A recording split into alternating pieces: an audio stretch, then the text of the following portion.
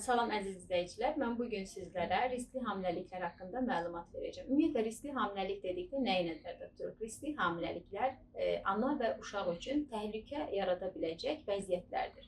Bunlar iki yerə biz ayırırıq. Ana ilə əlaqədar olan riskli hamiləliklər və uşaqla əlaqədar olan riskli hamiləliklər. Ana ilə əlaqədar olanlar nələrdir? Ananın xroniki xəstəlikləri. Biz bunu açdıqda deyirik ki, ən çox burada ürək-damar sistemi olan xəstəlikləridir. Laxtalama ilə bağlı olan xəstəliklərdir.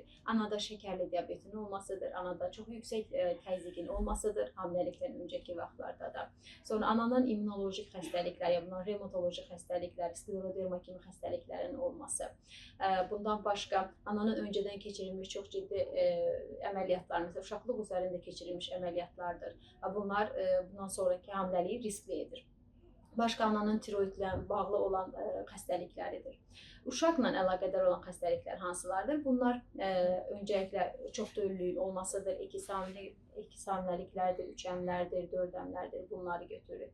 Başqa uşağın özündə genetik və bəzi ciddi anatomik problemlərin olmasıdır, deformasiyaların olmasıdır, RH uyuşmazlığının olmasıdır. Bunların hamısı gətirib riskli hamiləliklərə çıxardır. Ümumiyyətlə, biz ümumiləşdirildikdə bunları niyə ayırırıq riskli hamiləlikləri? Hamiləlik öncədən xanımları, hansılar ki, sonradan riskli hamiləlik olacaqdır, bunları ayrı seçib və onları daha diqqətli nəzarətə götürüb və daha diqqətli təqib etmək lazımdır. Bizə ən çox verilən suallardan biri, məsələn, şəkər xəstələri hamiləliyə başladıqda onlar necə təqib edilməsi lazımdır və ya hamiləlikdən öncə bir xanımın şəkərli diabeti yoxdursa, bunlar şəkər testi verməlidirlərmi? Bizim özümüzün də hamilələrimizin tez-tez verdiyi suallardan birisidir. Hətta bir 12 həftəlik bir hamiləmin də mənə verdiyi sual ki, mən indi 12 həftəlik hamiləyəm, mən şəkər testi verməliyəmi? Biz öncə bunlara necə belə bir qısa bir anlatımla deməliyəm ki, ümumiyyətlə, kimlərin ki, nəslində, yaxın qohumlarında şəkər xəstəliyi yoxdursa, öncədən keçirilmiş bu hamiləlikdən öncəki hamiləndə bir şəkərli diabet bir hekayəsi yoxdursa, böyük uşaq doğma bir hekayə yoxdursa, bunlar şəkər testi verməyə bilərlər. Ancaq bu hamilələr də çox ciddi təqib edilməsi lazımdır. Bu xəstə qrupunu ciddi nəzarətdə saxlayıb o şəkildə bunları şəkər testi verməkdən uzaqlaşdıra bilərik. Amma bütün hamilələrin hamısına bizim tövsiyə etdiyimiz bəlli bir, əgər vermələri onlar üçün avantajlı olan bəzi testlər vardır. Bunlar nələrdir? 50 mg-lıq şəkər testidir, 100 mg və 75 mg-lıq olan şəkər testləridir. Öncə bütün hamilələrin hamısına 50 mg-lıq biz şəkər yükləmə edirik və bundan qabaq, bu testi verməmişdən qabaq gecə ac qalmasına da gərək yoxdur və bir neçə gün ondan öncə, məsələn 3 günlük bir karbohidrat diyetası etməsinə gərək yoxdur. Hamilə gəlir səhər-səhər ac qarına və o 50 mg şəkər verilir. Ondan bir saat sonra biz baxırıq onun qanındakı şəkərə. Əgər bu 135-in üzərindədirsə, biz bundan sonra ona 100 mg-lıq bir şəkər yükləmə testi edirik. 100 mg-lıq şəkər yükləmə testi edəcəyimiz hamilələr ki, bunlar risk qrupuna daxil olan hamilələrdir. Və bunlara biz ondan 3 gün qabaq, şəkər yükləmə etməmişdən 3 gün qabaq onların karbohidrat diyetası etməsi lazımdır. Gəlmədən bir gün qabaq saat 12-dən sonra heç bir şey yeməməsi lazımdır. Bunlara riayət etməsi lazımdır. Bu xəstələrə, hamilələrə daha doğrusu, ilk öncə aclıq qan şəkəri biz baxırıq qanda, daha sonra 100 mg şəkər qəbul edir. Birinci, ikinci və üçüncü saatlarda qan şəkərinə baxırıq. Ümumiyyətlə, bunlarda, bu hamilələrdə 100 mg şəkər yükləmə etdiklərimizdə isə öncə aclıq qan şəkəri 95-in altında olması lazımdır. 95-in üzərindədirsə, bu risk qrupuna daxildir.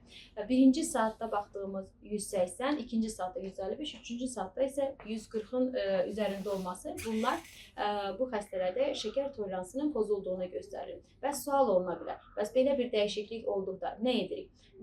Öncə bu hamilələrə biz diyeta veririk. Genəldə bunların %70%-i diyeta ilə toplanırlar. Diyeta ilə bunların şəkərini biz tolerə edirik.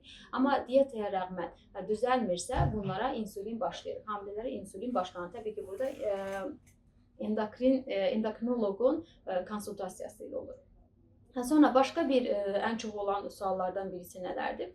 Öncəki hamiləliklərdə ciftin vaxtından əvvəl ayrılması, yəni dekolman dediyimiz bir problem yaranıbsa, bundan sonraki hamiləliklərdə yaranacaqmı? Buna biz cavab belə veririk ki, əgər bu dekolman təzyiqlə, yəni hamiləlik zəhərlənməsi və B12 əksikliyi ilə bağlı yaranıbsa, bundan sonraki olan hamiləliklərdə də əmələ gəlmə ehtimalı daha yüksəkdir. Başqa, əgər xəstə hamilə öncəki hamiləliklərində ciftin yerləşmə anomaliyaları keçirdibsə, ümumiyyətlə ciftin yerləşmə və bitişmə anomaliyaları da riskli hamilələr qrubuna, hamiləliklər qrubuna daxildir. Öncəki hamiləliklərində bu problemi yaşayıbsa, bundan sonrakılarda da yaşama ehtimalı digər hamilələrə nisbətən daha yüksəkdir.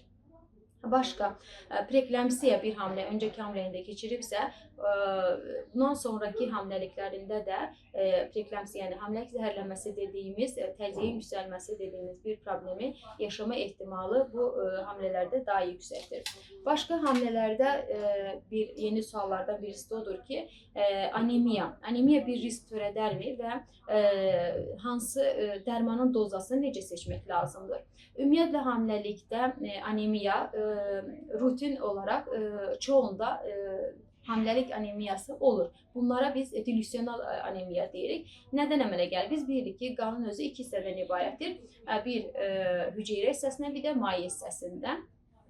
Hüceyrə hissəsində olanlar hamiləlik vaxtı ümumiyyətlə bunlar həm maye, həm də ki, hüceyrə hissəsində hamiləliklə bağlı olaraq artır. Hüceyrə hissəsində olan 10-15% artır, amma maye hissəsində olan maye hissəsi daha çox artır. Bu da dilüsional anemiya gətirib çıxarır. Bu, bütün hamilələrdə rast gəldiyimiz anemiyadır. İkinci bir tipi də dəmir əksikliyi ilə bağlı olan anemiyalardır ki, biz bunu da birbaşa hemoglobin dediyimiz qan ümumi analizinə baxdıqda diaqnozunu qoymuruq. Dəmir əksik anemiyası diaqnozunu qoyacaqsa, onun da həm qanda dəmirdir, ferritindir, dəmir bağlamadır, dəmir bağlama konsentrasiyası və saturasiyası, bunlara biz baxırıq. Ondan sonra dəmir əksik anemiyası diaqnozu qoyduqdan sonra xəstəyə, hamiləyə əlavədən, qida əlavəsindən başqa da dəmir preparatı veririk. Çox vaxt da bizim hamilələrimiz deyirlər ki, biz ümumi multivitaminin içərisində də dəmir alırıq və o yetməzmi? Təbii ki, yetməz. Əgər çox ciddi anemiyası varsa, biz bunlara əlavədən dəmir preparatı vermək məcburiyyətindəyik. Bəs hansılara biz anemiya deyirik, hansı hamilələr anemiya sayılır? Ümumiyyətlə, ilk trimestrdə hemoglobin 11-in altındadırsa, ikinci trimestrdə 10.5-in altındadırsa, yenə üçüncü trimestrdə də 11-in altındadırsa, biz bunu anemik olaraq dəyərləndiririk. Və bunlara öncədən tablet şəklində ağızdan bir preparat təyin edirik. Əgər bəzi hamilələrdə, məsələn, mədə bypass əməliyyatı keçirmişsə və bağırsaqla bağlı bir sorulmasına bir problem olan xəstəlikləri varsa, bu hamilələrdə təbii ki, ağızdan alınan dəmirin sorulmasına problem yaranacaq və tablet şəklində qəbul etmə ona bir faydası olmayacaq. Bu kimi hamilələrimizdə və eləcə də hamiləliyin son mərhələsində bizə gəlib və artıq doğumuna çox az qalıbdır və qan azlığı anemiyası olanlara biz damar yolundan dəmir preparatı veririk. Bundan başqa bizə verilən ən çox suallardan birisi də öncəki hamiləliklərində düşük təhlükəsi yaşamış və uşaqlıq boyunu qısalığı olan hamilələrdir. Ümumiyyətlə, düşük təhlükəsi baxır hansı həftədə əmələ gəlibdir. İlk 12 həftəsində, yəni ilk trimestrdə əmələ gələn düşüklərin genəldə çox hissəsi genetik anomaliyalarla bağlı olan bir problemlərdir.